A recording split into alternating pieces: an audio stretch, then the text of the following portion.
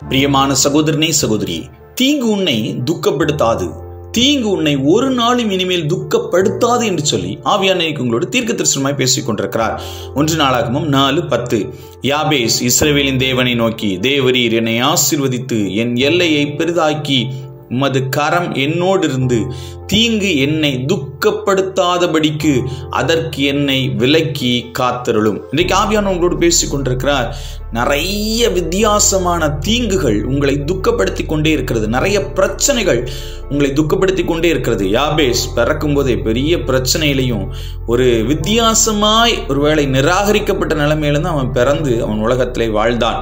ஆனால் அவன் ஆண்டவரை பார்த்து சொல்றான், என்னை ஆசீர்வதிக்கணும், என்னை தீங்கு துக்கப்படுத்தக்கூடாது. இன்னைக்கு ஆண்டவங்களை பார்த்து சொல்றாரு, நிறைய குடும்பத்தில் திருமணம் முடிந்ததுலேருந்து பிரச்சனை, நிறைய குடும்பத்தில் அந்த பிள்ளை பிறந்ததுலேருந்து பிரச்சனை, நிறைய குடும்பத்தில் வாழ்க்கையில் நான் சந்தோஷத்தை பார்த்ததே இல்லை, நான் தீங்க மட்டும் தான் பார்த்துருக்கேன் அப்படின்னு சொல்லிட்டு இருக்கீங்க. சகோதரி, உன்னோடு தான் ஆண்டவர் பேசிட்டு இருக்கிறார்.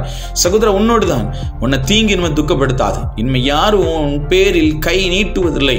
எந்த தீங்கு உன்னை துக்கப்படுத்தாது. உன்னை கர்த்தர் அந்த தீங்கிலிருந்து தூக்கி விடுகிறேன் என்று சொல்லி ஆவியான தீர்க்க தரிசனமாய் உன்னை பார்த்து பேசுறார். சகோதரியே,